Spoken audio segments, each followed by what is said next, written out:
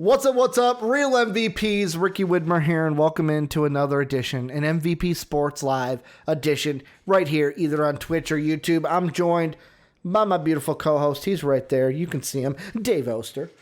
Hey, everybody. Dave, how you doing today? You feeling good today? Today should be a good day for Dave. It's all NBA. That's what was going on today. It is a heavy NBA day, and it's funny because usually, Mondays are all about the football Monday. We got the football Fridays, the football Mondays, but it's that time of year. We've got football on the show, Dave. I couldn't say no to it exactly.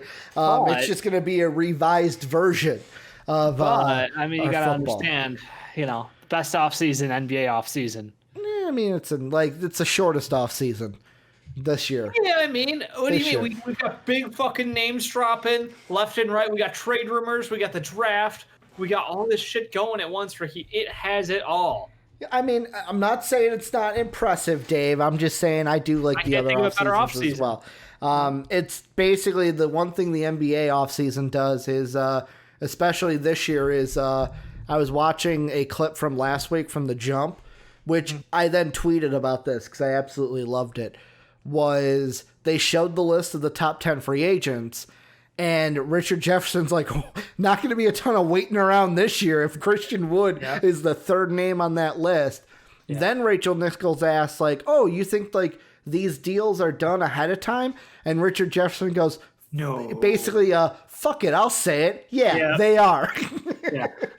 You wonder how quick those 1201 deals get signed, That's all the negotiating just needs is 1 minute. She's like, there's going to be, and then what's his name? Amin Al-Hassan? Yeah, he gave the political answer of this is what Richard Jefferson's like, no, you know what's going on. But we got a lot of NBA, some football. Let's get some housekeeping done out of the way, though. If you're not in the best community on the internet, you need to do that.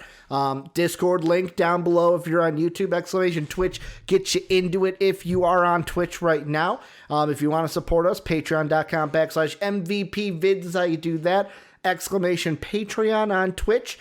And then, yet again, YouTube, that link down below. We're on Twitch every Monday through Friday.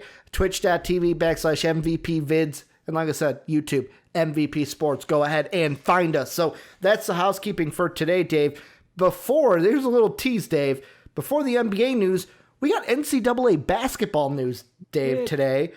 Bubble news, as Jeff Goodman tweeted out this morning. NCAA announces it will have all of the rounds of the NCAA tournament in one spot, likely Indianapolis this season. So there will be a tournament. They had the little, we talked about it, the battle for the bubble. It looks like Indy might be the place where all the games are happening. We just don't know timing yet. That's a pretty big assumption that things won't get further closed down as the coronavirus takes over more people's lives. Hey, Ricky, the NBA was able to do it. I've seen the numbers, but the NFL's still going. The NBA is going to start up. The college football still going. None of these sports are stopping. They're going to make it to March, though. That's my concern. Ricky, excuse me. Oh, I know the numbers, Dave. Thanksgiving, Christmas, family get-togethers are going to ruin the numbers. After that, guess what? Kids are going to try to go back to school in the spring. That's going to ruin the numbers. Some schools are already in session. Well, no, sending kids back to school. After contracting it from their families, Right. A lot of schools around here have said, hey, we're remote learning for the remainder of this year. And in January, we will talk about sending kids back to the classroom. Yeah. So, no.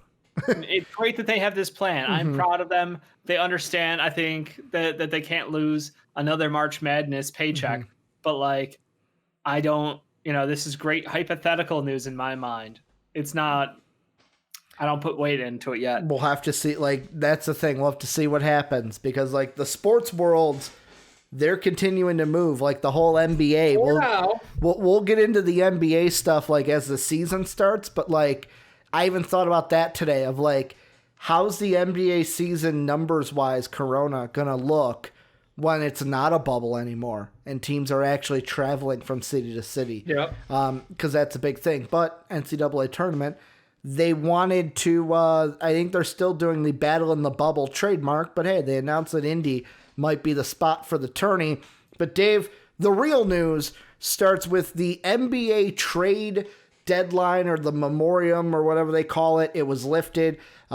Needed some big heavy hands like Thor to just lift that up so that teams could actually make some trades. And the first one to drop almost immediately was CP3. We talked about it before. Could he be on the way to Phoenix? He's on a jet plane, Dave. He's going to the Phoenix Suns. The deal sends Chris Paul and Abdel Nader, Chicago area guy. Shout out Abdel Nader. I give him a little love this season. To the Suns, and then the Thunder get Kelly Oubre, best looking man in basketball, Ricky Rubio, Ty Jerome, Jalen Locke, or is it Leck? Jalen Leck, and a 2022 first round pick. Sources tell ESPN. So, Dave, first off, we're going to talk about both Thunder and Suns. Let's talk about the Suns first. This is a win, right? For the Suns, they get their guy, they get their man, they get the guy that's going to make D-Book happy and keep him in town. Yeah, in theory, if Chris Paul stays healthy, they're in the best position to compete for, spots 6, 7, 8 in the playoffs in the Western Conference. Like, they really do have a strong team all around. I think Ayton being there the whole season, D-Book, McHale, the emergence of Cam, and now having Chris Paul, that is a very good starting five out there. And obviously they're going to need to work on filling out that bench, but they've had plenty of picks to do so with. And most importantly, did keep their 10th overall pick this year. That is the most important thing, Dave. Like I told you, if I was Sam Presti, I'd be trying to get that pick. You can keep Kelly Oubre. I'll take the pick. Yeah, I mean, that's the thing. Like, it was just the long-term contract lockdown of getting a young prospect versus the 1 year or 2 years of Kelly Oubre. Like, not really. I think it's 1 year. 1 year of Kelly Oubre is not worth it. So, look, it's great news for them. I hope to God Chris Paul stays healthy. But knowing Chris Paul and his health issues in the past, it's not guaranteed. He played wonderfully for the Thunder last year. But he should. Like, in theory, this team should be a playoff team by adding Chris Paul to it.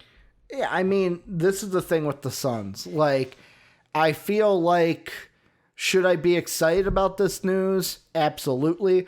Do I think Chris Paul is going to add a excitement to the Suns? Absolutely. But there's a part of me that goes, is this trade going to have the end result that you necessarily want? Because Chris Paul, like you said, injury history, but then also his contract is basically this year and then probably next year, because he'll probably take his player out. There might be he's turned down what, $47 million? Who knows, Dave? We might have a situation next year where, with all these free agents who are going to be free, he might say, "Fuck!" Like if LeBron or somebody or one of his buddies is going somewhere, he could theoretically say, "Fuck it, I want to go play with them," rather than staying next year. Like, no one will ever like. I'm sorry. I heard the rumors about Gordon Hayward opting out of his $34 million. And $34 million is a lot of money to opt out of for Gordon. But Chris Paul being the, wasn't he the president of the Players Association? He is. Yep. He's the one who argued for and levied for this Supermax type contract. And he lined it up for himself to cash in. So no, he's going to take his $44.2 million. I'm just saying, I don't expect him to. And then he'll go play with LeBron after that. Like, that's the thing. Like, I think the expectation is these guys can play together later in their careers. But the problem is that everybody wants later in their careers to be right now. Like, Chris Paul still playing like a top 10 point guard in the NBA. Like, you can't write him off yet. He's not on the Udonis Haslem assistant coach tour right now, you know? Well, by the way, shout out to that, man. I don't know how, like, richest assistant coach in the league. He got $2.5 million to be the 17th man on that bench. Yeah. I mean, for me, though, the thing I was going to get into is this year, I do not expect the CP3 trade to pay the dividends that the Suns want it to. The only dividends it's going to pay is that Devin Booker doesn't openly open his mouth saying he wants out of town, and it stops all of us and the blog boys from saying D-Book wants out of town. It's the only thing it's going to do this year. I don't think it'll stop KOC. Nothing will stop KOC. Me and KOC are on close terms. But next year, I think is when it will pay any of its dividends. And that's because even with the CP3, let's say the Suns get the 8th seed in the West. Hell, let's say they even outplay it in my mind and get the 7th seed. Sure. They're not a team that's going to beat whoever they're playing. Lakers, Warriors, Nuggets, whoever you're up there Why against. not is my question. To me, I think the top of the, I think the Lakers score better than anyone in the NBA. Yeah. Ayton is someone who is like a 20-15 machine. CP3 plays great defense, smart offense. They got 2 wings who are just knockdown shooters. Like, they've got what it takes to compete. And I think for them, it's just going to come down to execution. Like, their offense looked really good last year as things turned up. So I'm not saying that they're going to go 0-4 against the Lakers, 0-4 against the Warriors, 0-4 against the Clippers or the Nuggets. Like, I think they legit are a series type of a team in the first round. Yeah, I don't write them off at all. Against the Lakers and the Warriors, I'll say this. Lakers, Warriors, write them off. The Nuggets, that's when we start to have this conversation, Dave, of could they be a series? Because I would pick the Nuggets to win that series, but how many games would that be? And that's where we could have a discussion of maybe a series. Like Lakers, Warriors, though, I made the mistake of betting against the Lakers last year. Not going to make that mistake again unless they play the Warriors in the playoffs. And the reason why I say I don't think this trade will pay dividends until next year is you're not going to win a title with CP3 and D-Book alone. You need to add another piece to No. I'm saying you disrespecting DeAndre Ayton? Oh, I'm not disrespecting anybody. It sounds like disrespect. I'm just saying you need they are going to need to make a deal next free agency or a trade next free agency to bring in another big piece because I feel like CP3, D-Book can be the beginning of their top 3. Bring in another star to either be the 3 or if you depend on basically DeAndre Ayton, if he's going to develop into or show us because he injured last year, so we didn't get to see he wasn't everything. Injured. Yeah, he was for some time. No, he wasn't. I believe he took steroids and got caught. Oh, so basically he missed time then. So I'm sorry. I thought it was an injury thing. He was more than healthy, Ricky. Okay, my bad. I thought it was an injury thing. Basically missed time. We didn't get to see him the entire year. Yeah, no, all he did was put up, 20 points and 12 boards, 2 assists and almost 2 blocks a game. Not saying he's not bad. Unlimited minutes. Never said he's one of the was bad. No, but you're treating him like he's not like a top 6 center in the NBA, which is where he's at. Position though, center. That's why I feel like I think they need to go out next free agency and get somebody. What? What do the Clippers have at center? Fucking nothing. What do the Lakers have at center? If they re-sign Dwight Howard. They have a really good. Okay, you went Dwight Howard. Okay. I thought you were gonna go Anthony Davis because I always get in the fight in the Discord that he's not Anthony Davis is a center and it's he's a power forward. But look at Ayton next to Anthony Davis. Davis does not look imposing anymore. Yeah. Ayton's a grown ass man. I just I feel like people are sleeping on DeAndre Ayton. He's got that Greg Oden fucking look to him, man. He is a grown man, but with better knees. With much better knees. Eric says, I don't think Phoenix would stack their team. They have complementary pieces and depth. They just need more experience together. Here's the question though, because many people saw this of how does losing Rubio and Oubre, because to me, Lek and Jerome, those are. Remember when we thought Lek had a little French to his name, like a Louisiana? Oh yeah, no, I thought you were gonna take it another way because you were the one that was really high on fucking Lek in all our draft coverage. I was just hoping, he's shooting up for those shots. Anthony Simon's the same way. Kid out of high school. I'm still just hoping. Jalen Lecque play basketball. That was Lecque. Oh, Lecque. Because I wanted French, Louisiana French for some reason. But it's just Jalen Lecque. Fucking Americans in the lazy English. For me though, the Ricky Rubio thing, I was shocked at first. I'm not puzzled because I know who the Suns are taking at 10, and it's Kira Lewis Jr. That's what I feel like. Because they get rid of Rubio, CP3 is not going to be there forever. They can then take Kira. It's a perfect match. But now the question is the trading of Oubre, it's yes, they still have depth on this team. They have free agents that they still have to re-sign. As Soapy would say, they need the Bane train to be back on this team because you're not going to go anywhere without the Bane train, Dave, and Probably Aaron not. Baines. But did they give up pieces that would have helped them now? But I do understand you got to give up those pieces when you're bringing in a CP3. No, I think they learned that Oubre isn't necessary to this team. Mm-hmm. He has a weird fan base. We got called out by some of them in our video. Mm-hmm. They're perhaps too high on his unselfishness. Yeah. Passing, but I called the man basically like TJ Warren, black hole of offense kind of style, Yep. but less efficient. And he's what you want in a modern day wing. He's still young. He's still got room to grow. But Dave, he scored 38 points in a game. Yeah, how can he be a black hole of offense guys. if he scored 38 points in a game? There's no argument after that. That's just facts. Just spitting facts, man. Appreciate the comments and the love.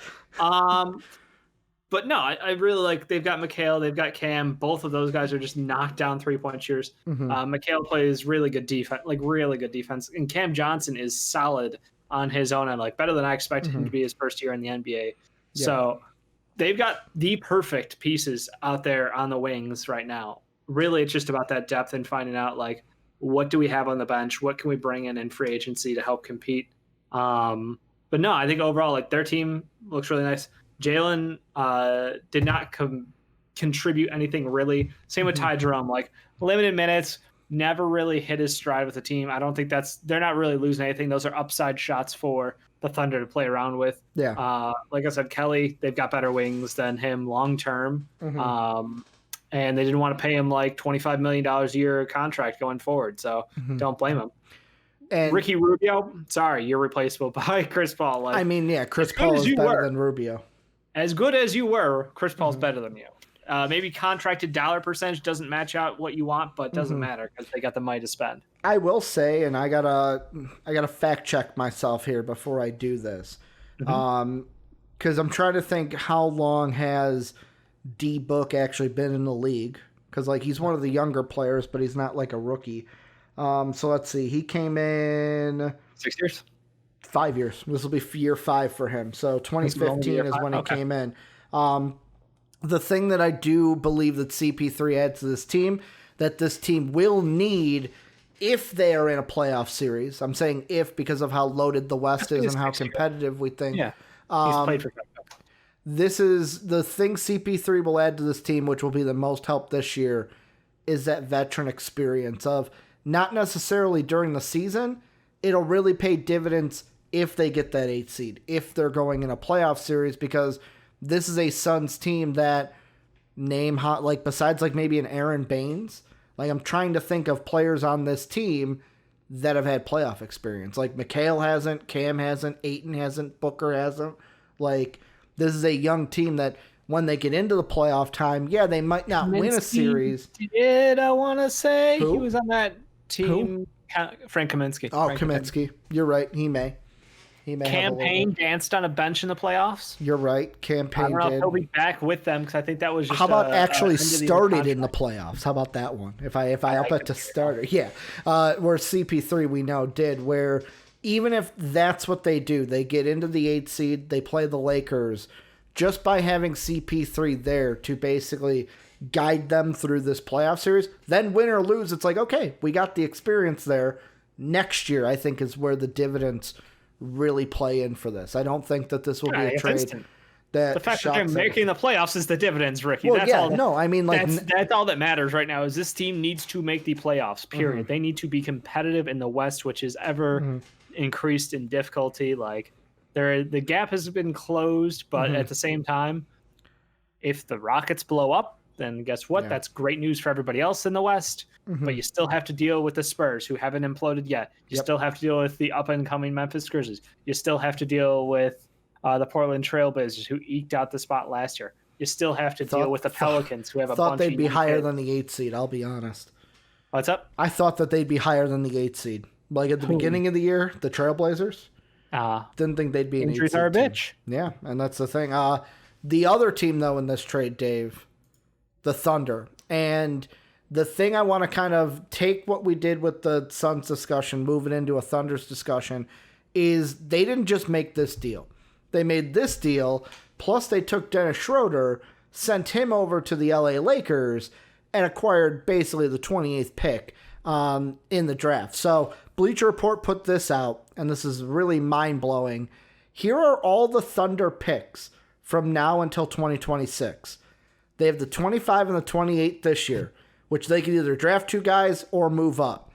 2021, they have their own, they have Miami's, and then they also have a pick swap with Houston.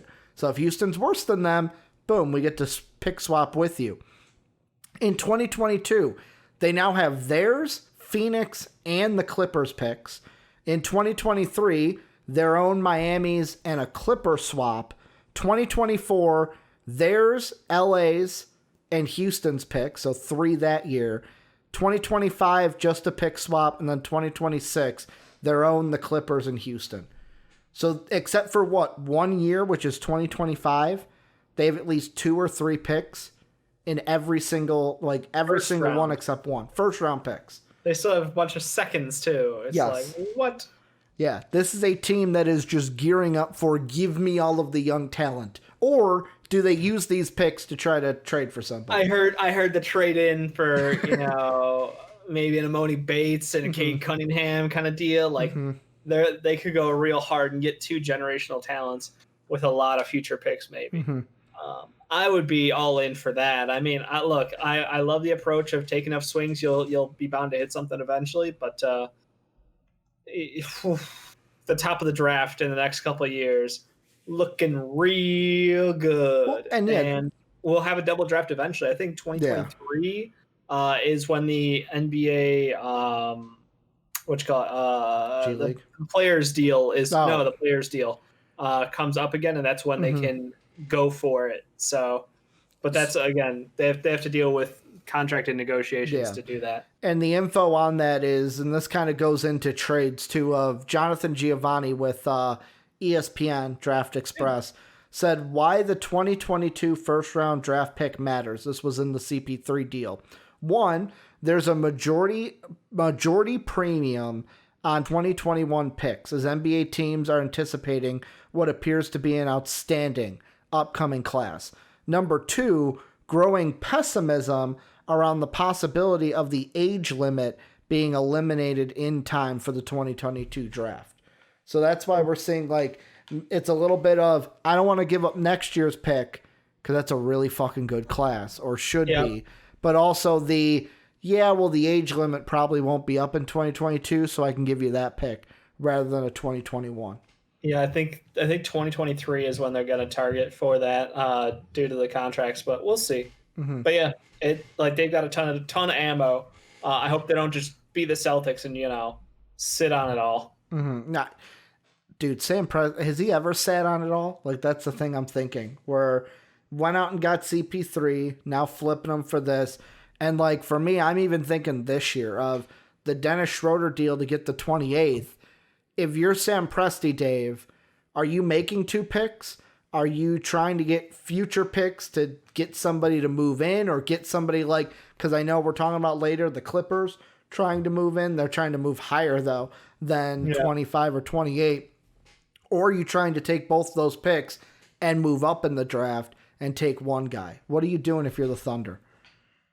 I'm probably trying to move up or move out. Well, you know what? They have all the options. So in order, I would say move up. Okay. I think that if they can move up in this class and land themselves a staple kind of guy, then do it. Go for Lotto. Go land one of those guys.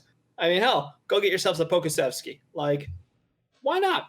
Why not take a shot? You got the ammo. If there's any team in the league who has the chance to develop a 7-footer who has a shooting touch and guard-like handles, go ahead and try to make KD 3.0.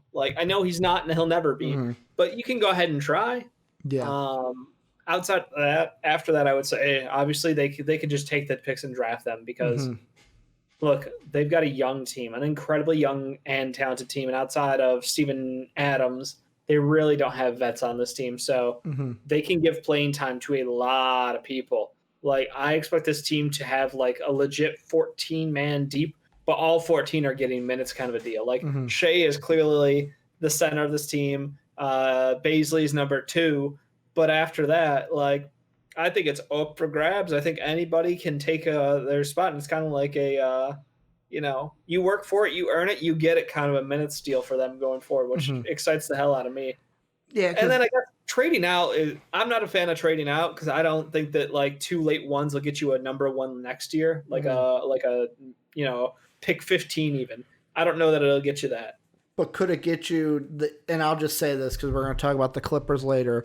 If it's like someone like a Lou Will, like that kind of vet, or you're not looking like. There's a part in it that goes no because it's like you're not looking to add a vet like that. You're looking I don't know for what Lou Will does for me. Like he's a bad influence. You're looking for guys to develop, not a guy that Either guys to develop or like good veterans. No offense to Lou Will, but like they had Dennis Schroeder on the team. He was basically Lou Will, but better. Like they just traded him away and got value back. I don't know why they would want Lou Will on this team because he'd only take away minutes from the young developing players. Like either I'm getting like a great locker room presence, which Lou Will isn't, or I'm just loading up with young talent. You know? I'm almost and letting them go out there and play. Because like 2 of the guys I'm looking at are basically our Twitch chat says it right. Nick's Josh says he'd love for them to draft Jaden McDaniels. Huge pick, I feel like that would that's one that it's right depends on who falls or not, but that works because he's got the length, got the athleticism. Right now with his shot, many things I've seen, it's more of like a catch and shoot kind of operator thing, but the shot is there. And right now they do need right now ball handle, boy. I mean, from what I've seen, it's basically he can create, but it's more of his decision making right now makes it. They tried to make him a point guard in college on a shitty team, and clearly that was not where he was at. I'm just like they made him play out of position. He's a tertiary ball handler. He's not the primary. He's not the guy you want. He's not LeBron James out there, motherfuckers. Like he's someone who, hey, our number 1 option, like Shea gets doubled, pass the ball over to him. He could dribble the ball 4 times and slash in the lane and kick it. But he's not out there fucking being a shot caller on the floor, being a floor general. That running not the his offense. Job. Like he's a tertiary guy. Like I feel like I'm more so keeping the picks only for one of the guys I would take, and there's going to be an abundance of them, I think, late, is I am getting one of those point guards. Like, the guy that I really love is a Theo Maledon. Yes, we are in sync. Theo Maledon. Like, he's a combo guard who can shoot and pass, and does he have things to develop? The more I've gone through this draft class, the more I forgot about him. We had him so high in the lottery, like, early on, and it just started to fall to where it's like, he is somebody who right now can fit what they need, but also has a high ceiling to him. Yes. Like he's not just like here's what he is. I think he can come in and play, and he could have a better rookie year than like a Killian Hayes, who like we talk about being this uber potential like D-low, wannabe lefty out there with a smooth shot, but like be careful now. Soapy really likes Killian Hayes. Everybody's got problems. I was joking on our Discord before the show, being like, look. Like, you want to talk shit about, like, one prospect, all of them have holes. Killian Hayes only has his left hand. He literally, like, you can lop off his right hand. It doesn't matter because he doesn't use it. He can't go right. And, of course, Soapy dropped, he's just mini Marvin Bagley out there. That's right. He can't go. He can only go left. I love that. But, yeah, everybody's got their own problems. Everybody's got shit they got to overcome. And I really do like Theo Maledon's potential to be I don't want to say a starting caliber, but a role-playing point guard in the league for a long time because I feel like he has a really complete game. So I'm gonna shoot you with a question here, hypothetical. Dort's team. It is Dort's team. I've been seeing that all over Twitter today. Hypothetical, 28th pick rolls around, Dave. Let's say earlier on the Thunder went with like a forward. Let's say like a Jalen Smith fell, and they took a Jalen Smith. Sure. You're sitting there at 28, knowing you already took Jalen Smith. Theo is already off the board. He went to the Knicks. Hypothetical. Out of these 3 players, or are you outside looking at someone else for 28? Malachi Flynn, SD State. Grant Riller, which I think he's from Charleston. Jaden McDaniels. Which one out of those 3? Or is there like somebody else where you're like, you know what? I'd rather try like an Isaiah Stewart or a Killian Tilly. I know Killian Tilly threw in there, Dave, because I know you're high on him. I mean, look, Grant Riller is an intriguing player. But I don't know if he goes in the first round. That's the thing. I just don't think that Malachi Flynn, as good as he is, Mm-hmm. I don't think there's a better high-end potential guy than Jaden McDaniels that late in the first round. Like, Mm-hmm. who has the better top end if he plays out to like his best level Mm-hmm. than him, who's available late in the first? That's the problem. I'm like, Yeah. who else has a raw body of work that could be that good at the NBA level? Like everybody who's left, maybe like, oh god, what was his name? School position. I'm scrolling through the draft. Jemias? Cassius Winston. Was it Cassius Stanley out of Duke? Cassius They Stanley. had somebody else at Duke who like literally couldn't shoot a basketball who was a wing. You're right, Stanley. He's one. Let me check the big board real quick. Yeah, it's Stanley. Khalil Whitney was another one. Okay. Khalil Whitney. He's someone who is a second round talent Mm-hmm. who legit has like first round upside if he learns to shoot the ball. Like guys like that, where it's like, oh man, if we can teach him like something that's obviously a core essential, Mm-hmm. but like he's got the body, he's got the athleticism, he's got everything you want except for the ability to shoot a basketball, Mm-hmm. kind of necessary in basketball. Like guys like that who are, I could see like, oh, I want to get them at like pick 28, so we get that extended contract on them while we work with them. I think Jaden McDaniels is the guy I would go with because of that reason. I think Emmanuel Quickly would be another fun one. Mm-hmm. I've been seeing his name a lot in the later first round. He's just, again, he's not a bad player was the problem. It was just like he was just a quiet player at Kentucky. He did what he needed to do. He could knock down shots. Ben's a fan of Emmanuel Quickly. Ben loves Quickly. Like, he's got decent size. He's got decent speed, decent shot. Like, there's nothing that stands out about him. Like, Grant Riller, like, seems like the Reddit hype beast. Like, I swear to God, if I have to read, like, 18 more posts a day about Grant Riller, I'm going to hate him myself. I just don't know how I feel about him because there's a side to me that's like, I want to love him, but then there's a side to me to where it's like Malachi Flynn's another one where you mentioned Malachi Flynn. I feel like there's only one team that will be able to unlock Malachi Flynn's potential. That's the Miami Heat. Oh. He just screams Miami Heat player to me. Like, versatile shooter, can play in the pick and roll, smart team defender. Like, I'm seeing all these things on the scouting report, and I'm thinking, yep, screams Miami Heat. Put him with Jimmy Butler. Jimmy likes that guy. Like, that's what I'm thinking. Scrappy, you know. Exactly. We'll maybe a little Tyler Hero-esque. No, I can't throw that out get out there. of here. Not everybody's Tyler Hero. On the other side, though, to get away from the Thunder a bit, because I don't want to disrespect it completely, Dennis Schroeder, is this just the Lakers are like, okay, Rondo, you're leaving. We got our point guard. Yeah. No, they had to backfill. Like, that was the problem. Rajon Rondo's leaving. They need someone who can score. I think Dennis is a really good addition to the team. Obviously, he's not nearly the passer or defender that playoff Rondo is. Yeah.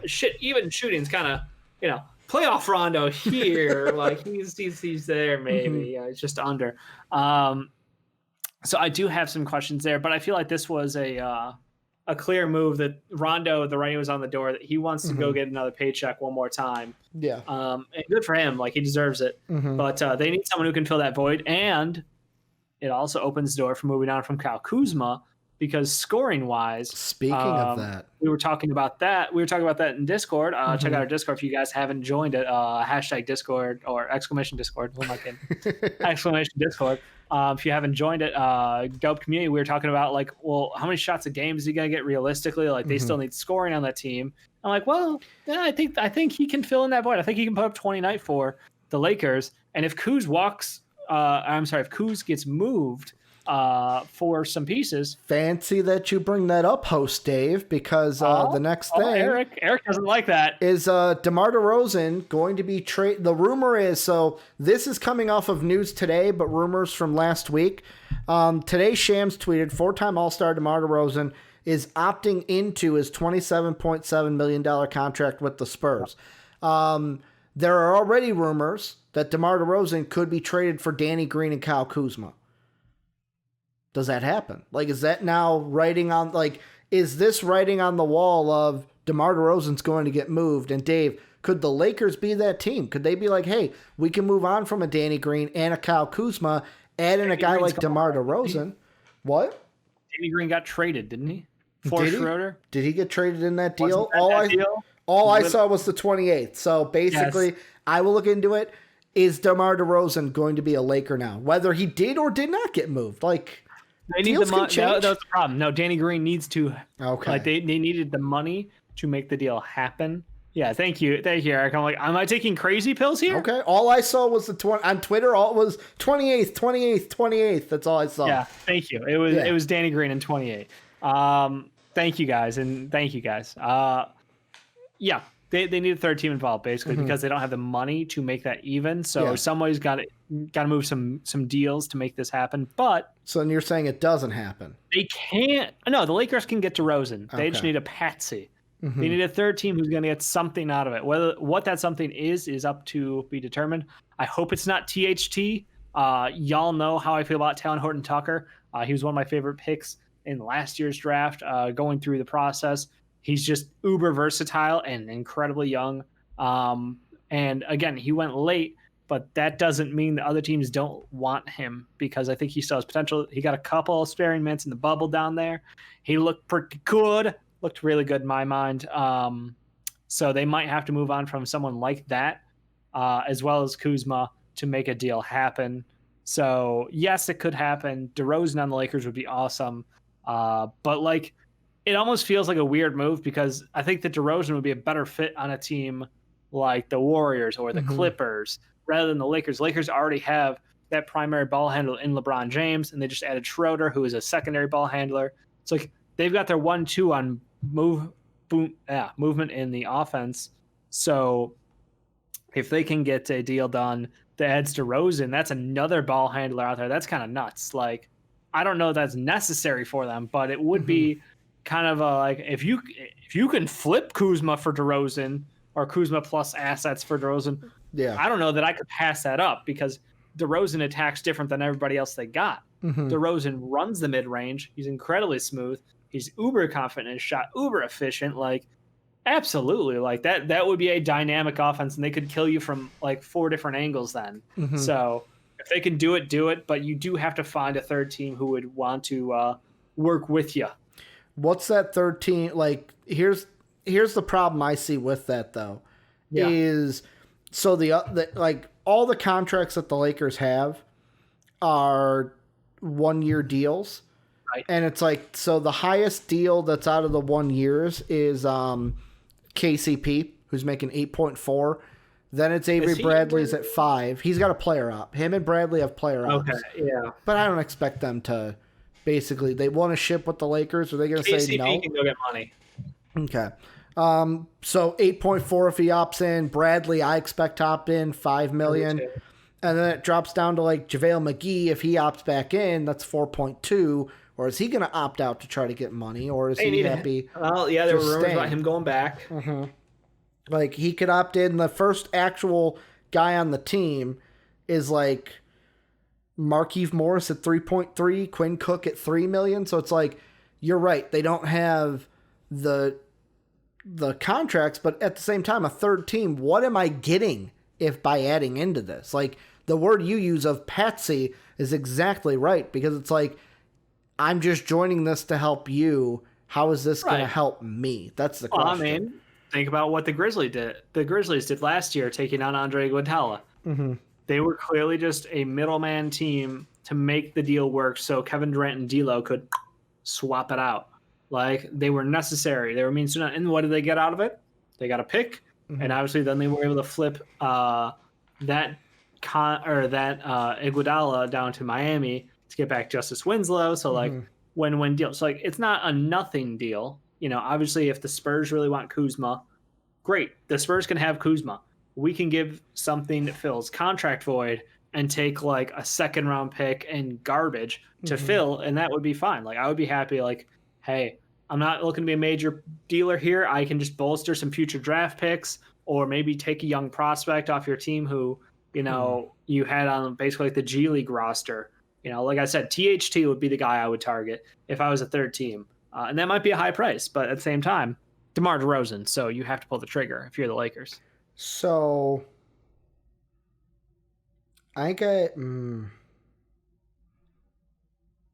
I think I have something that might work then. But this is a deal that, if it works, let me see if it works now. No, Lakers got to cut money. That's the thing. You mentioned like, oh, this guy can fill cap space if they need someone from a third team. This wouldn't, in my mind, if it does happen, wouldn't be like, we're not seeing it this offseason. This would be more like a trade deadline thing, which if you're the Lakers, do you have to add DeMar DeRozan now? No, but if you add him by the trade deadline, yes. I think of the Cavaliers. If Drummond says, I ain't fucking re-signing, Cavs are going to be looking to get rid of him. So how's the market for Andre Drummond going to be? I don't think it's that good. So at that point, he might be, if they can throw him into this to make contracts work, and if the Cavs get out of it with, like what you said, some lower end players and fucking a second or two, that's better than what you'd normally get for Andre Drummond. That's what they paid for him. Yeah, you'd be at least getting back your return for it. So, like, that's one team that I look at, but yet again, it wouldn't be until the trade deadline until that happens. Yeah. So there are some potential moves out there. I don't know if DeRozan starts this. I don't know if he starts the season with the Lakers, but there's a chance he ends the season with a different team this year.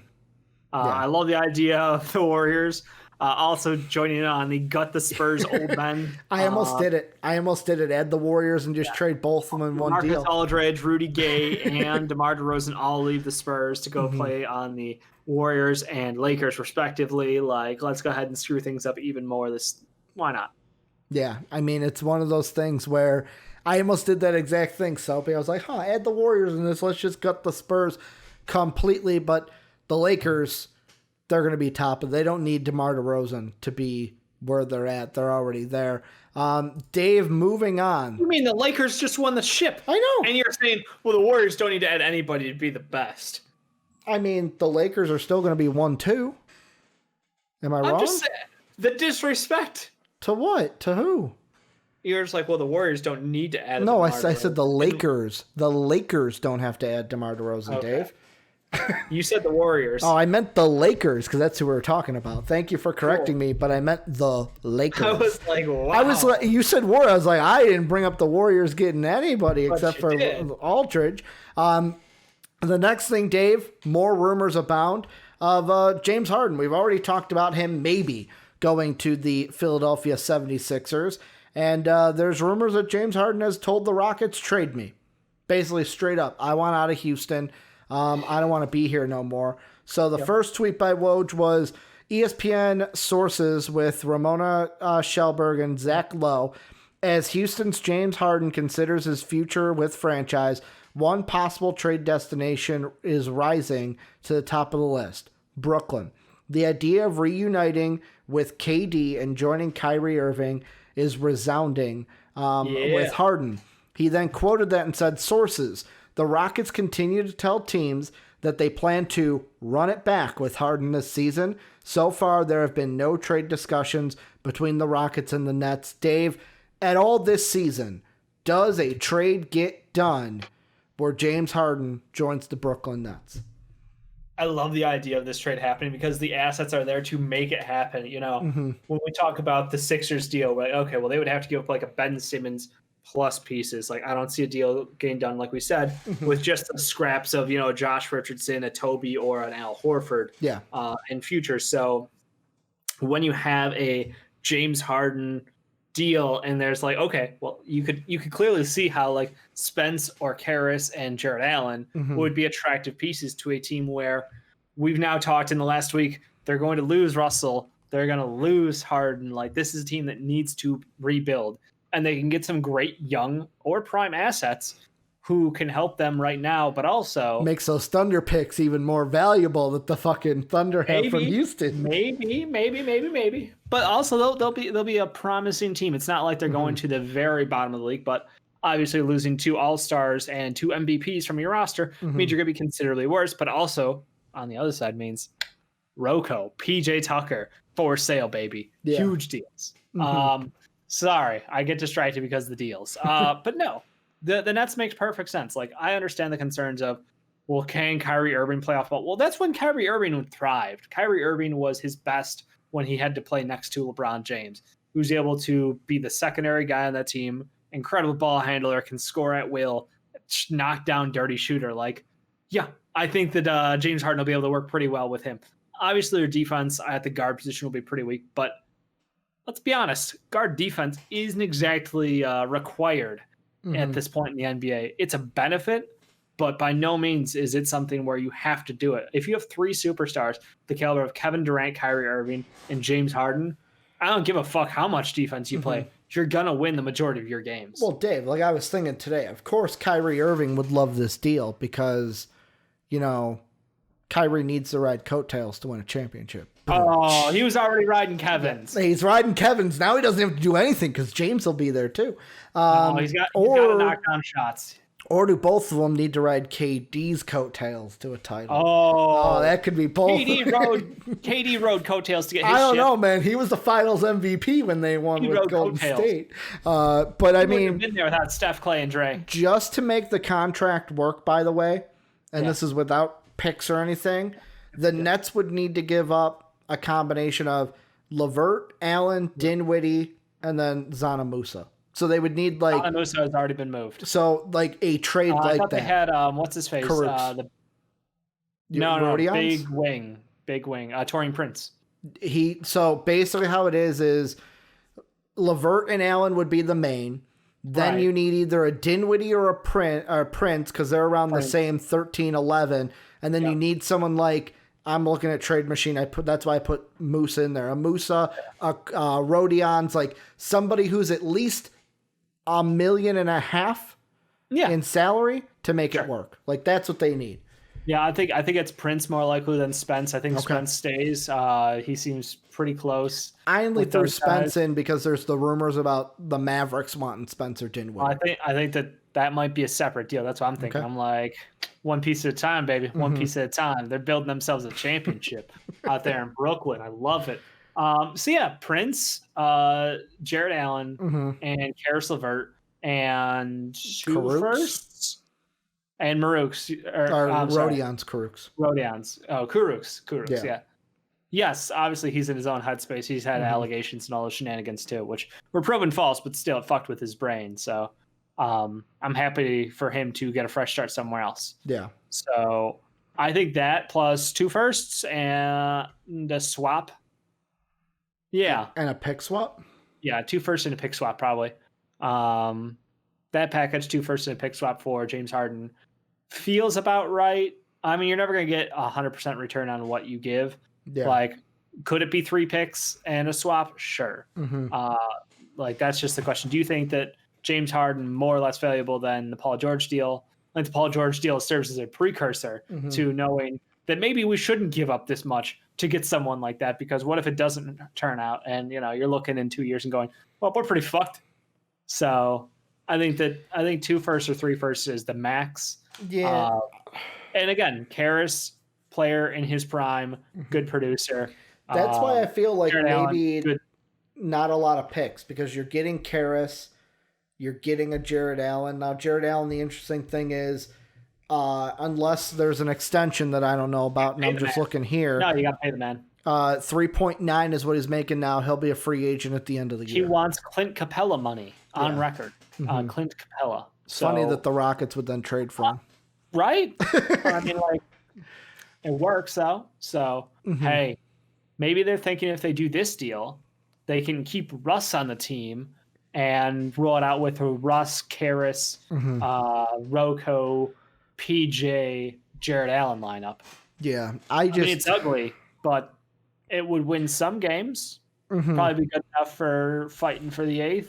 Yeah, I mean, I wouldn't be his favorites for the playoffs, but there's smoke screens all around, and I feel like this is not one, though. You think this is legit? I think that if they're trading one, either Russ or James, they're trading Westbrook. Like, that's who they're trading. I think James is stuck, honestly. For at least this year, I think he's stuck. Like, I don't think they're going to move him unless this year is so bad to where they're like, wow, we can't even make it to the middle of the West with just James Harden. Fuck it. We are entering the build. Because, I'm pretty sure that James Harden and Russ would both be at the level where they just fucking don't give a shit on the court if they don't get traded. Like, if they want out, those are the kind of public figures who can just be like, I won't fucking play for you. Like they'll either like hold out or they will just actively sandbag a la Vince Carter in Toronto. They're like, oh, you won't trade me. Fuck you. Sad thing is I wouldn't put it past any of those two to be like that. Like there's the part of me that wants to go, oh man, there's the good character that they wouldn't do. No, I agree. It wouldn't happen. They had a great relationship with Mike D'Antoni. He's gone. That was taken away from them. Their game plan now is new head coach, new front office, new direction.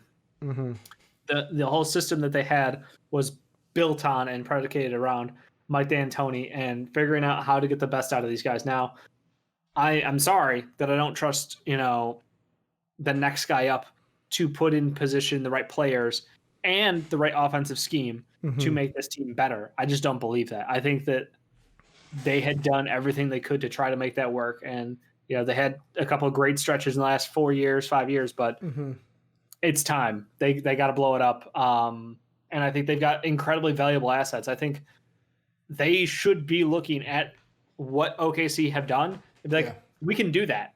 Like, we can do exactly what they did.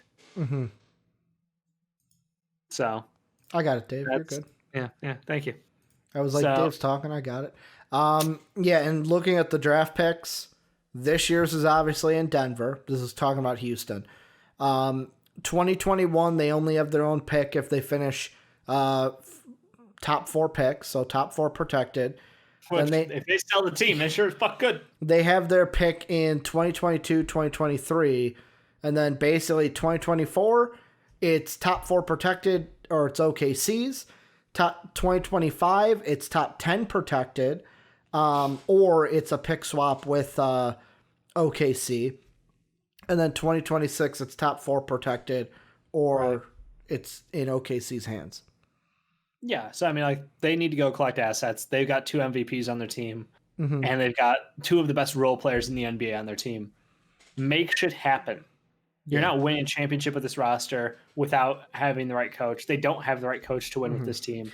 So move pieces. I was shocked when, nothing against Silas and anything, but like I was shocked when it was like, wait, who did the Rockets hire? Like, it was just one of those moves where I didn't feel like that was the move you make when you've got Russ and James on this team and want to push for a title, where it was like, you look at the 76ers, they go ahead and they bring in Glenn Rivers. You go ahead and see, I'm trying to think, like the Nets, like theirs was a tricky one, but I'm not going to say it's a bad one with Steve Nash, because it's almost like we're thinking a la with Steve Kerr, like, you know what, he worked with the Warriors. Maybe he's going to be like that same kind of a coach for Kevin Durant. It'll work that way. Like, they didn't go out and do that. They brought in a guy where it was like, wait, who did they bring in? Well, he worked with stars before, I guess he wasn't on my radar at all to be getting a coaching job. That's the thing. Again, it's the same philosophy as football. We talk about the most valuable football coach right now on the market upcoming is Eric Bieniemy, correct? Yes, Bieniemy. Because he runs the best offense in football. Well, the best offense in basketball last year was the Mavericks. Well, Steven Silas was the assistant coach for the Mavericks. Good point. And supposedly had some hands in what happened there. So I think rightfully or wrongfully, he gets, the credit rub from being with that Mavs organization. So good point. I mean, I understand. Luka Doncic, we talked about, how much his game could be modeled generational talent. Oh, generational talent for sure. Already on track to be one of the greatest NBA players of all time. But we talked about how his game had similarities you could pick out to a James Harden. Yeah. I'm just saying, like, it makes sense. It was not on my initial list. I did not know that he was looking for a head coaching job, nor would I have had him pegged as a top candidate.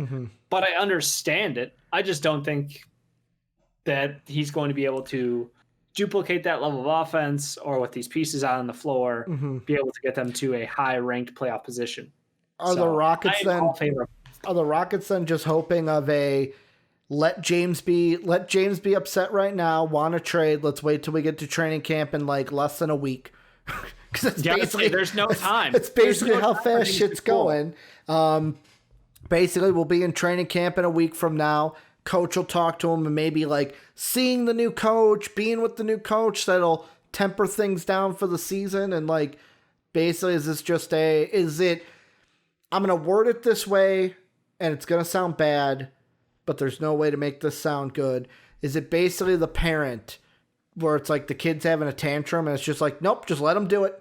Just let him do it. He'll work himself out. And basically, is that what this is? Where it's like, I know you're upset. You want to trade. We're just going to let you stew. And then when you get to practice in a week, it'll all work out. That might be what they're hoping for. Mm-hmm. But again, contracts on this team.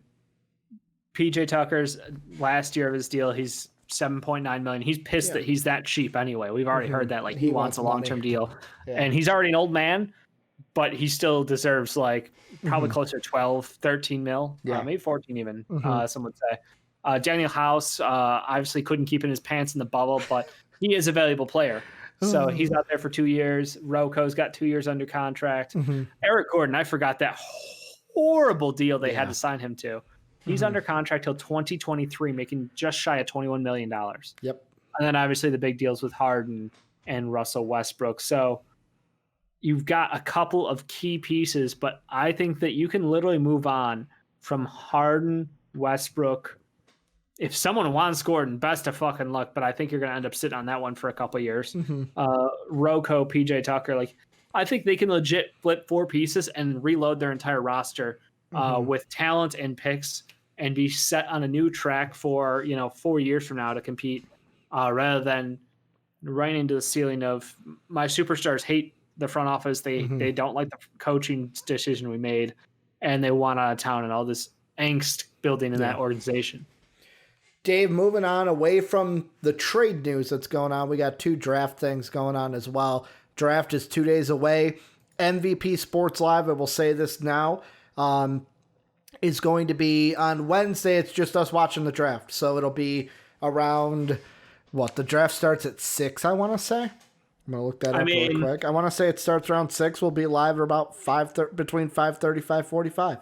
It'll pretty much be right after games live. We go over to Sports Live, and bam, the draft is starting. I do want to know what our plan is as far as, are we going to say Twitter on? Because obviously we get the picks on Twitter. I'm Twittering off. Soapy said the same thing. He's Twittering off as well. I hate that. I hate it being like the pick gets spoiled. I like watching it and seeing the reaction to it rather than. Okay. I'm with you. I just wanted to ask and clarify. I'm gonna probably do it again, like day of, but that's just where I'm at. You're all good, Dave. Let me check the time on this draft really quick because I want to make sure I tell everyone the right thing. Draft starts, and then we have like a half an hour before the first pick made. Yeah. Let's see. There it is. Yeah, Discord draft night. I'm definitely going to not be in Discord during the draft. I will. I'm going to have Discord open because of our call, but like that's it. Well, yeah, for the call, but I will mute our the MVP Discord. Yeah. While we do this, and we'll probably be there to hang out after the draft is over too. Yeah. As a fun post segment, but yeah. So yeah, draft starts at about 6. I'll say we'll be live at about 5:45 Central Time. So about 15 minutes before, because that'll be about like 45 minutes before the first actual pick is drafted. So that'll be the MVP Sports Live on Wednesday. Dave, the first draft news we've got is the Warriors. The Warriors. Well, I forgot all of them on mine are the same name. And I was like, shit, which one's the Warrior card? But there's a report today. Headline reads, Wiseman no longer Warriors lock after Lamelo workout. For the past few weeks, it has appeared that James Wiseman has been the leader in the clubhouse to be the Warriors selection when they go on the clock Wednesday with the 2nd overall selection in the 2020 NBA draft. That, however, might no longer be the case. ESPN's Jonathan Giovanni reported Monday that Wiseman no longer appears to be a lock for the Warriors. Or something like that. What? Not Giovanni. Giovanni? Am I saying that wrong? Is it not Giovanni? The guy from He's not the Pokemon gym leader. The draft guy from ESPN, Dave. The draft guy, Jonathan from ESPN, says that. Let's see, that Wiseman no longer appears to be a lock. See, I was in a groove, Dave. You messed up my groove. I apologize. I had to get the name right. that Wiseman no longer appears to be a lock for the Warriors after LaMelo Ball conducted an impressive workout for some members of the Warrior front office and ownership group. Rumors swirled last week that Warriors ownership might push for Golden State to draft Ball at number 2 if Wiseman is off the board. But perhaps Ball's workout and his tantalizing potential have caused the Warriors to once again reshuffle their draft board. Dave, is LaMelo Ball going to be the number 2 pick to the Golden State Warriors? Unless someone wants to trade for him, perhaps. Is this this a smoke screen? Okay. Is this trying to get the bidding up? Is this trying to be like, Chicago, come get your point guard? Yeah, Chicago ain't trading up. I hope not. I hope so. we are waiting, and we will take Denny D at 4 if he is there, and that will be that, and I don't have to think about this. Now, I think it's interesting because we heard initially, the initial report was LaMelo didn't have a good interview / workout. But then about a week later, it was the conversation of like, I mean, like he only is met with like 1 or 2 teams. So like, I don't know why everybody's being like whatever by like a single report basically. And now we hear the Lakers talking up an amazing workout, which not the Lakers, the Warriors talking up an amazing. See, I did it too, Ricky. The Warriors talking up an amazing workout. And I'm like, well, we've heard them say that literally every single person they've had in the building is the next superstar of the NBA. Soapy said that today when I told him the topics. He goes, "Oh my God, they did it! They did the full gambit, man. All the prospects." We heard Denny was amazing. We've heard that Anthony Edwards is amazing. Anthony Edwards was their guy, Dave. He was their guy. Was amazing. I'm pretty sure Patrick Williams is amazing. Anybody else want to throw? Grant Riller's amazing, man. Grant Riller's amazing. Sadiq Bey's amazing. Nico Mannion worked out for him. Had a great workout. Mannion, still not that great. Still second round talent, clearly. Even they agree on that one. I love no, Nico, and that's the thing. It is like I'm at a 50-50. Like, do I think that they love LaMelo Ball? No. Do I think that LaMelo Ball might still be the second best pick in this draft? Yes. Yeah. So like, to me, this is a don't count us locked into any one player. If you think that you want a guy, you better take him because we might. Like, that's what this says to me. They've said they've been now tied to every single top 5 prospect, and they've said they've liked all of them. Or are they trying to goat the T-Wolves into taking LaMelo so Wiseman will be there too? Because the T-Wolves... Now it sounds like T-Wolves are going to Anthony Edwards. That seems like the consensus among front offices is T-Wolves are with Anthony Edwards unless the pick gets traded. Yeah. Do you see the pick being traded? Because the only thing... I no longer do. Now that Anthony Edwards is like the lock for 1, I don't think that gets moved. I don't think anybody else is trading up for Anthony Edwards. See, I don't know... I don't know why the Warriors would... If this is a smokescreen, I don't know why they would do that, knowing we don't really know until Wednesday comes who the T-Wolves are going to take. But like, if they take Edwards, how does this help you like influence people? Like for me, I would say that this was almost like maybe this is so that the Hornets don't move up, because I know the Hornets are a team that they really want Wiseman. But if a Kungwu's there, they'll probably take him at 3. But like, the thing is, how much do you want to trade up for James Wiseman? What's your gap between Wiseman and a Kungwu? I don't see that trade happening anymore, only because, like, if this comes out, all right, they take Edwards, you take Ball, I get Wiseman at 3. What do I need to trade up for it? Yeah. Number 2, we've heard a Kungwu has been rising to where he went from like top 10 to top 5 on most people's boards. Now most big boards you look at, he's top 3. It's a top 3 player on most big boards now. Board, he's been top 3. I think it's just draft wise we didn't expect him to go top 5. Like I think a lot of people were like, I mean, he's got the skill set people want. He's exactly what we're looking for in a modern big, but like I don't know that teams are going to buy into that yet, you know? It was more of a like I could see people falling because he's a big and they just hate bigs, but I think now we're at that point where, for me, I'm on the end of this is them saying we're wild cards. Yeah. Don't count us locked into anything. If you want something, you better come up here and fucking get it. And you better be for a good price. Because otherwise, we could take them. Are they doing it because the Spurs would want LaMelo? I don't think it's any one team. Okay, it's just I think I've already heard 6 teams are looking to move up in this draft. Okay. So The Hawks, I've heard, are the most active. Hawks are potentially the most active with yeah. the trading. So it's interesting. So I have to think that this is purely just driving up the price of the number 2 pick, saying that we like so many guys. If you think we might take your guy, you better get up here and do something about it. Kind of a move. And the nice thing is they can make this call if they want to. LaMelo Ball fits on this team. Yeah. You can run LaMelo Ball, Steph Curry, and Klay Thompson out there on the floor at the same time. Will they do that long term? Who knows? But like, it would be so they dirty. could do it. It's one of those like Steve Kerr, like, fuck you, I can do it. Like, I feel like he's the head coach. He's like, I can make it work. Could you imagine if LaMelo gets drafted by the Warriors, wins a championship before Lonzo, wins one as a rookie before Lonzo? Oh absolutely. Not like Lonzo is like the one who was promised to win a ship, you know? No, I know. It's just it's a funny thing of like, oh, you went to the Lakers, they traded you. Yeah, and they won a ship. But hey, he was part of winning a championship. Without the Lakers trading him, they don't win a championship. Good point. So BI, Josh Hart, Lonzo, they should all get rings, right? They were integral to the Lakers winning championship. Couldn't have done it without him. Couldn't have done they should get honorary rings. Yeah. 100% agree, actually. So like, should like that. Like, I'm not talking like the side pieces, the 14th man on the bench. Like a main, like, we were the reason Anthony Davis is on the Lakers. Because without you, that deal don't get done. Don't get done, Dave. I do agree with Soapy though. Like Wiseman, I feel like Wiseman's the pick. I feel like this is smokescreen, but I love LaMelo Ball. He's number 1 on my big board to where I feel like the T-Wolves are the only team in the top 4 that I'm like, I don't know if you should take LaMelo Ball. They're the only one. It's only because I don't want to see him go to a team like Minnesota. Sorry, Ben. Wow. The other thing is, I don't know, like him and Curry, I think work. Him and D'Lo, I don't know how much I love that matchup.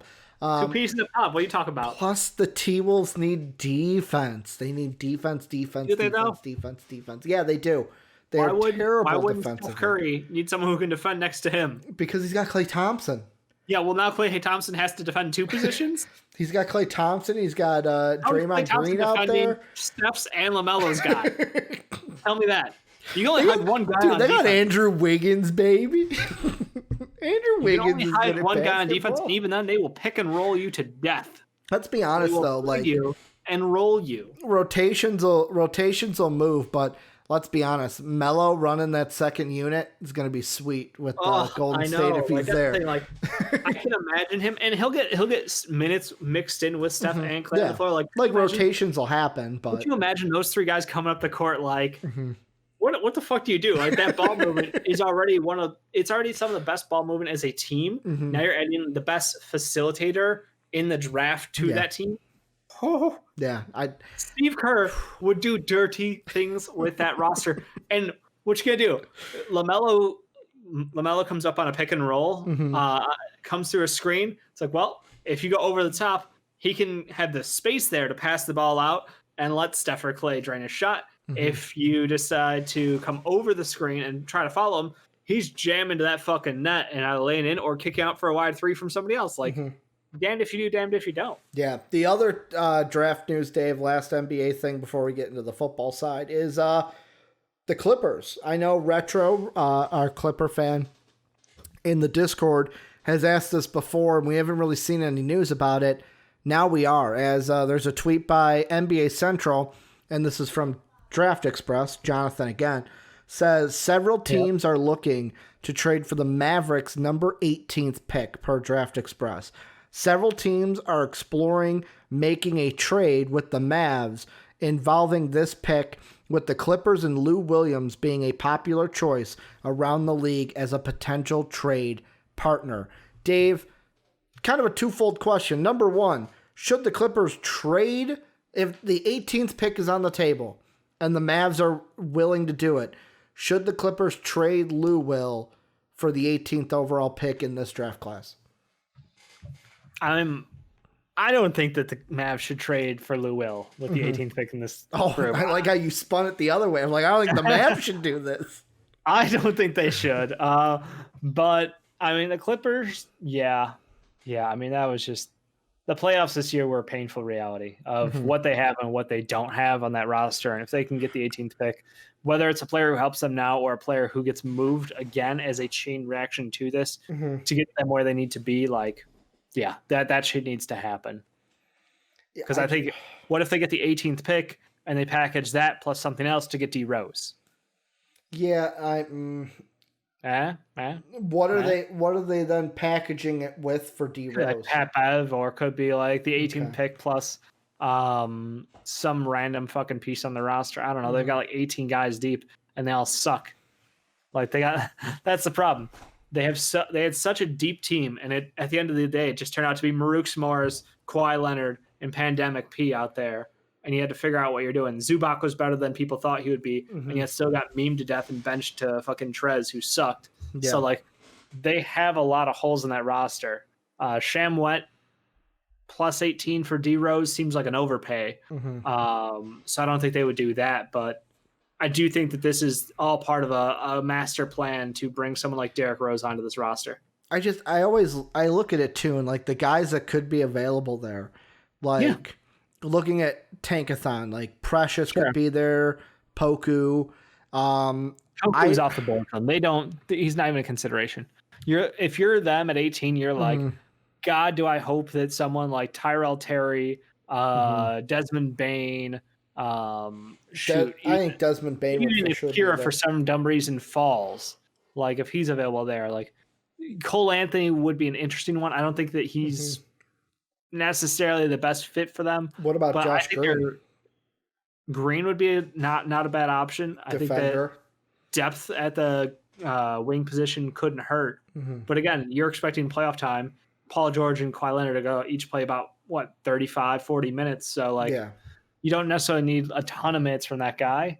And you already have someone in Shamet who's going to soak some minutes at the shooting guard position. So I think you're looking for a replacement point guard. Trey Jones would be an interesting one, actually. Funny you bring up Shamet because Soapy said Shamet and 18 for Rose.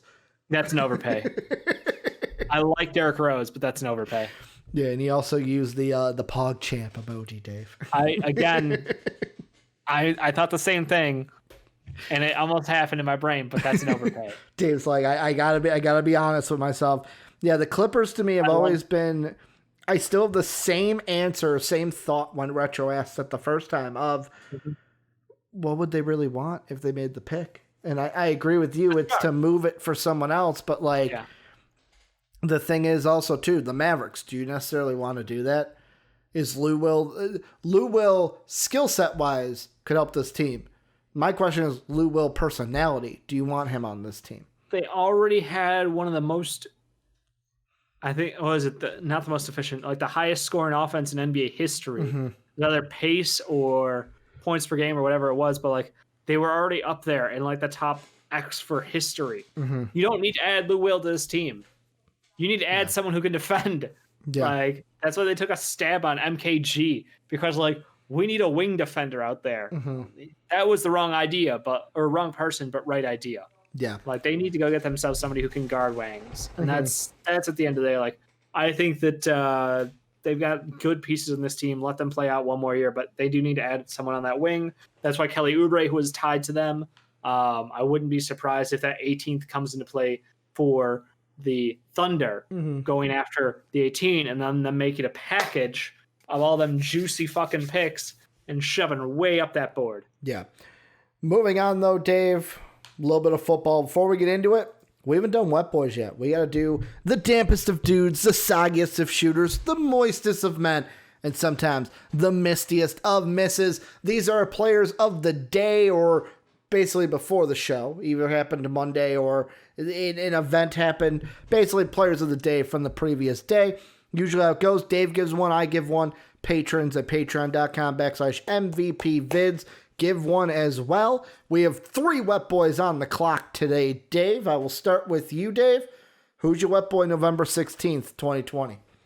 Well, there was a lot of football that was played over the weekend, as you guys know, so I had to take a big old fucking detour and go with my boy Sam Presti, making deals. Like, I don't know how you can say this man isn't a fucking genius. Turned CP3 Schroeder into Danny Green's not on here, by the way, because I missed didn't that know one about that. somehow. Well, I didn't. Everything that I saw on Twitter was the 28th. So the 28th, Green, Rubio, Oubre, Jerome, Leck, and then a 2022 first round pick.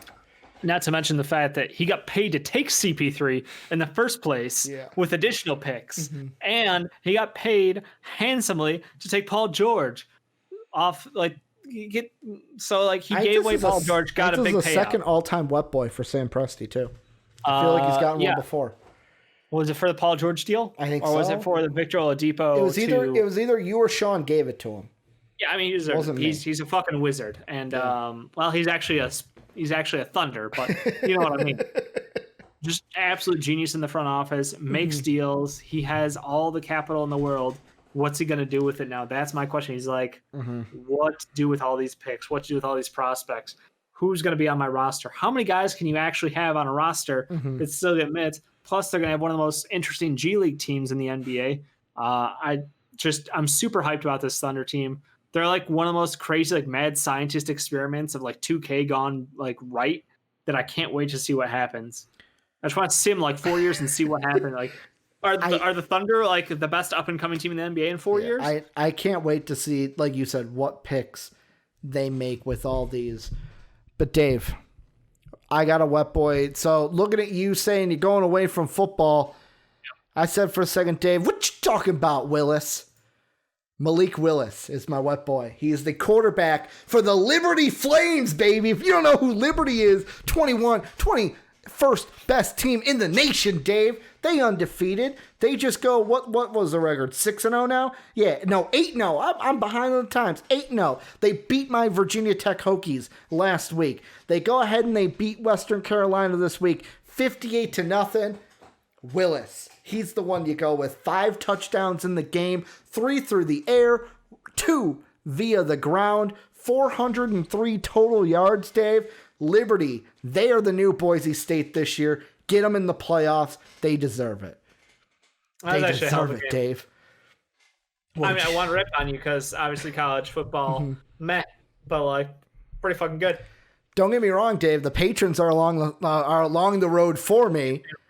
Because the Patreon wet boy is Cal Trask. 6 touchdowns in his game.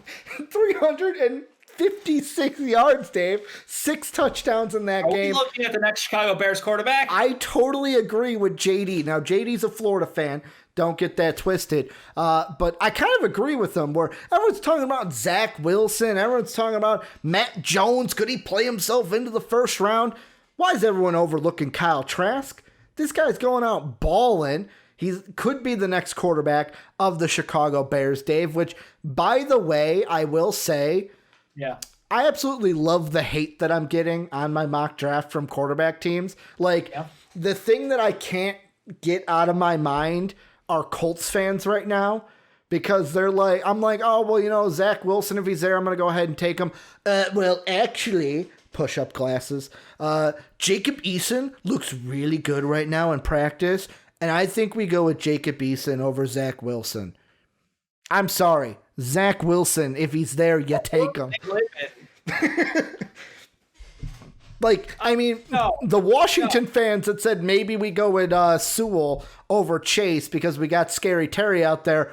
All right, maybe I'll pump my brakes on that one, but the passing on Zach Williams because you got Jacob Eason, good Georgia quarterback, but probably wouldn't have been the starter if Justin Fields didn't transfer. Can I get a no? Also, Bears fans saying that I should have gave them a quarterback instead of either the wide receiver or tackle that I was going to give them.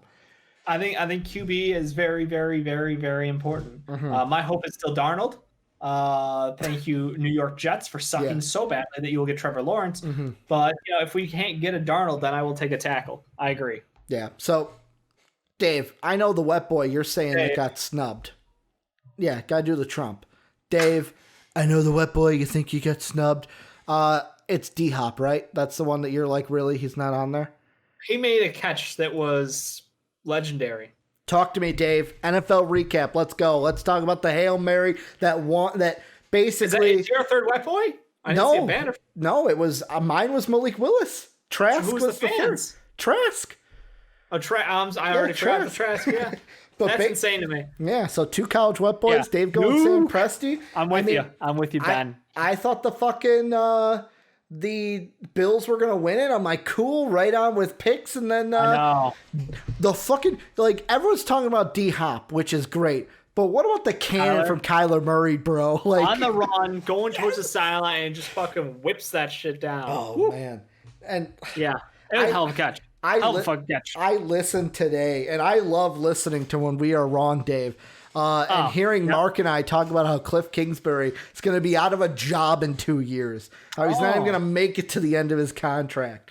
And Hop is up there mossing people out of ball. Like, yet again, we didn't expect them to trade for Moss.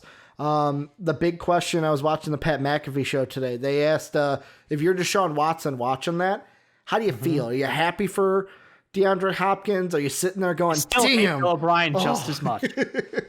we didn't get rid of him fast enough. That did not change. Bill O'Brien's still a hated man.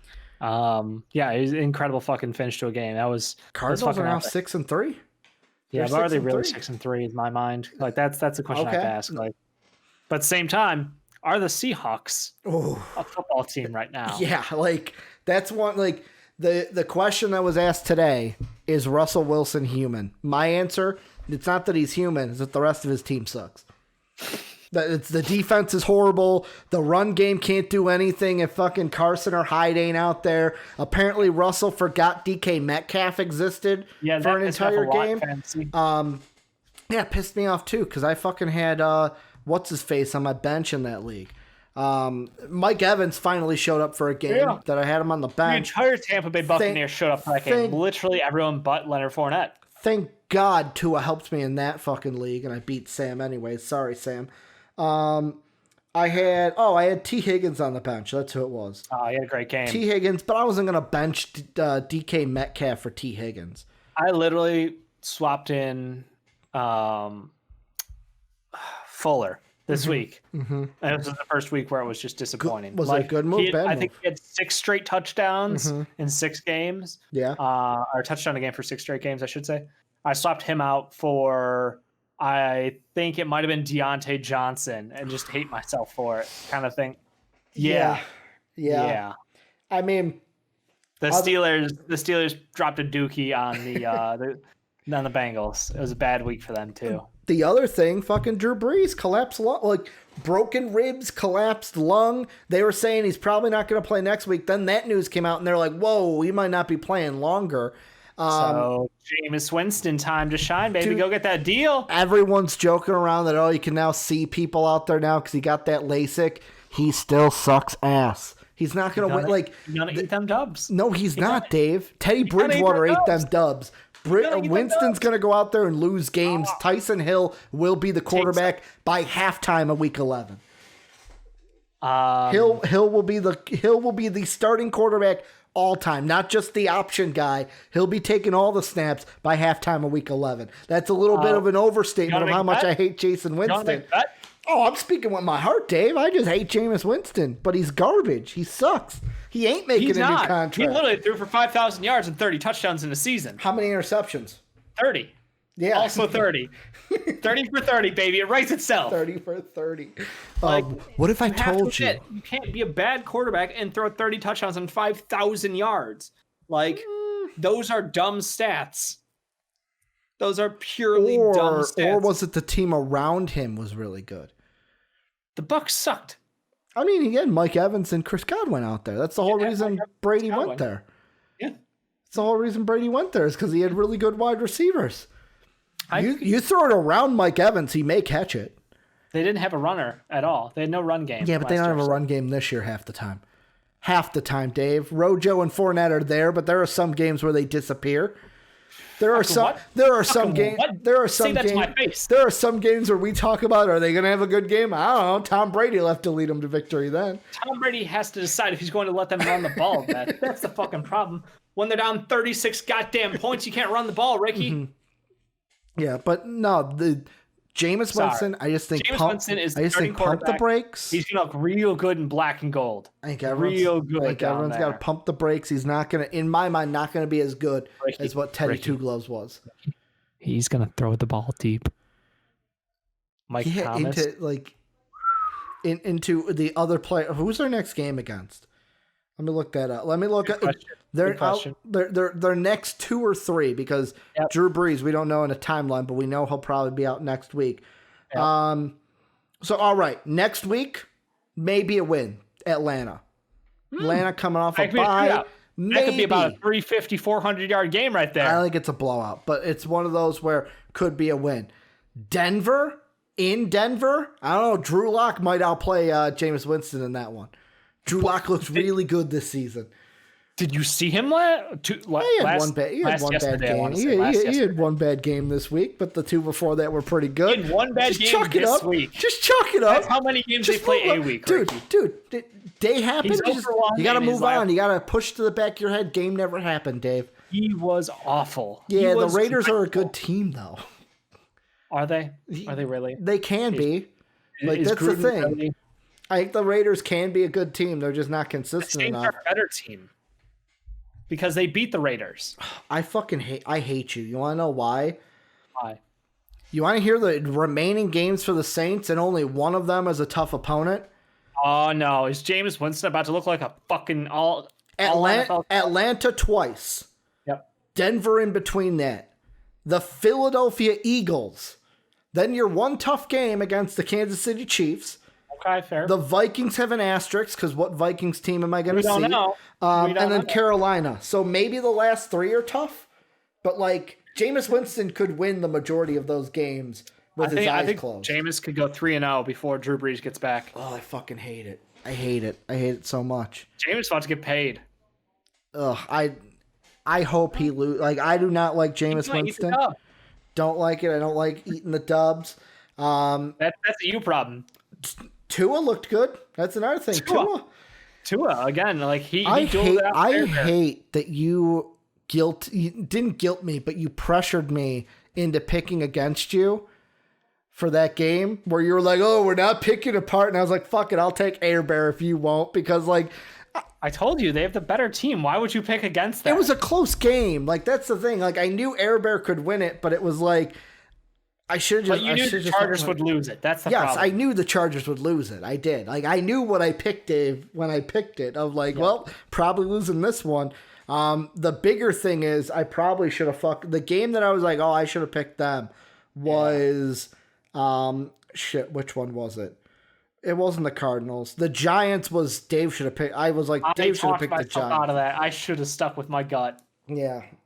I had that Giants win. I knew it was coming too. The Patriots too. How the fuck you win that? Did not see that coming. I did not know about the weather though. Yeah, that was Bill Belichick did because he's a mind. He controls the latest theory now is that Bill Belichick, Dave, controls the weather. The weather wizard from the Flash universe. Yes. He's out there with the staff. Oh, he can now control the weather in order for his games and his team to win. Who got the touchdown? Dave? Fuck. Kirk Cousins got it. I was looking at the Monday night game, Dave. The Vikings are up 7-0. Cool. Any other games from this week that you think we need to touch? Oh, here's a question I want to ask you. Sure. And this is straight from the Pat McAfee show, Dave. So I'm quoting where I got it from. Yeah. Pat McAfee's all in on the Giants to win the NFC East. You doubling down with them? I think it's hilarious. Doubling down with them? I think it's hilarious. I can't say that I am, though. For whatever reason, Alex Smith looked really good. The Eagles are 3-5-1. Giants are 3-7. So only game and a half back. And what is the Washington football team? 2-7. I think the Washington football team's got a shot. Alex Smith looked real good. Every team's got a shot. That's a problem. Danny Dimes, though? Mm-hmm. Did you see him? The run, he didn't trip. He didn't trip. No, I didn't see what you wrote. I didn't see what you wrote. Running quarterback in the NFL, Danny Dimes. Move on over, Kyler Murray. If you don't fucking matter anymore, we got Danny Dimes. Oh, no. He looks like a shitty Ben Roethlisberger out there. Yeah. Like a shitty young Ben Roethlisberger. And I love it. Yeah, I saw that game and I was like, man, Dave should have picked them to win. I know. Dave fucked up. Dave's been riding the Danny Dimes, what'd you call him on Friday? Danny Loans. Danny Loans. All the way to the other team so much. Fucking that's my favorite one. Somebody else. I forgot who gave him that, but yeah. Rams get a big win, obviously, beating the Seahawks. Didn't see that happening. Yeah, Seahawks. Russell Wilson. We talked about. He does not have it. Whatever it is, last 4 weeks he's been. Is he officially out of the MVP race? He is out. Okay. He's down to Josh Allen, Pat Mahomes. Is Aaron out?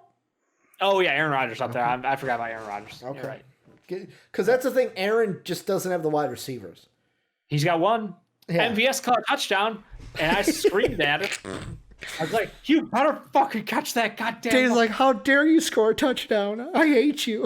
No, it was, you better catch that ball. That again, your job depends on this shit. Yeah. Like, damn, Aaron Rodgers 3 tutties, had one on the ground.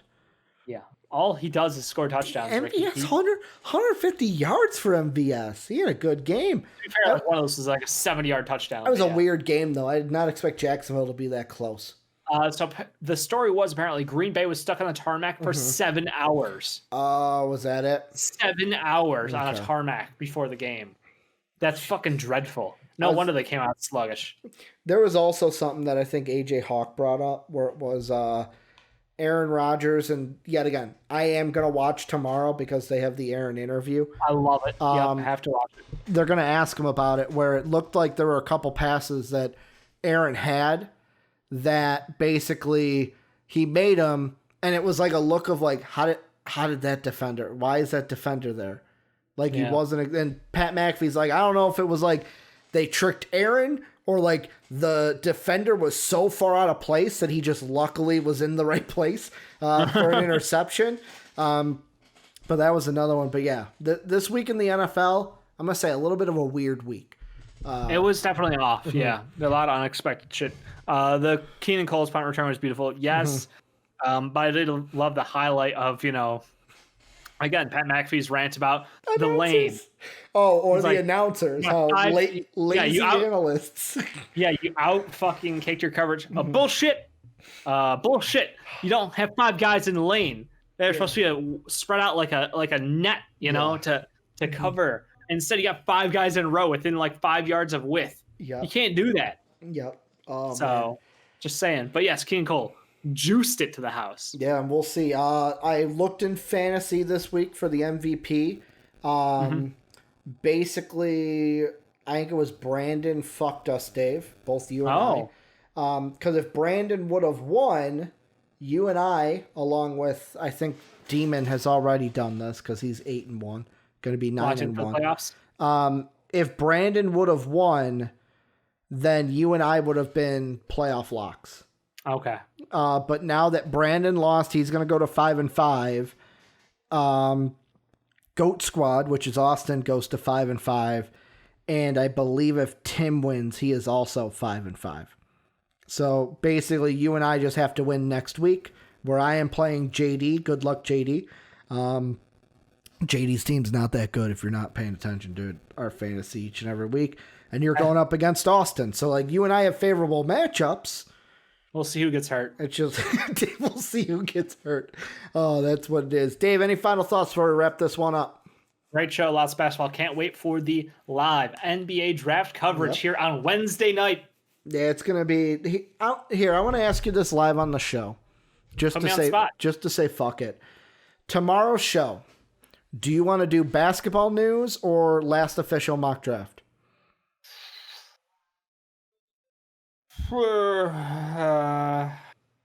Depends on how much news comes. The problem is by the time that last mock draft goes up, that's the thing I'm thinking already about. Over. It's already done. We could talk about rumors and shit. Probably that's the best we can do. Okay. Yeah. I talked about I want to get one last one out there, but it just didn't happen. Didn't work out for me. Works for me. That's gonna do it for us, though. A big board. Big board don't change. Big board don't change. Would you be interested in doing a big board? Yes, and I'll have graphics for us with players. Ooh, okay. So if you get me your big board, I will work on it tonight. Okay.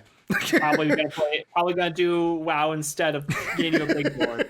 I'm going to work tomorrow, so you're not actually going to get it in time. Yeah.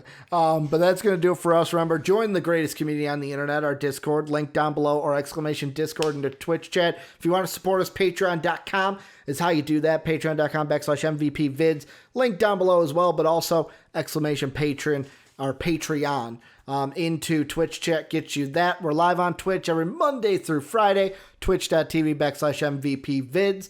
We're also on YouTube at MVP Sports. Dave and I will be back tomorrow. We're basically talking NBA the rest of the week until Friday. Basically how it's going to go is NBA tomorrow, NBA Wednesday, draft recap show on Thursday, and then football Friday on Friday. So it's a pretty fun week for us here at MVP. So thank you guys for everything you do, everything from watching, listening, commenting, and as always, have a good day, everybody.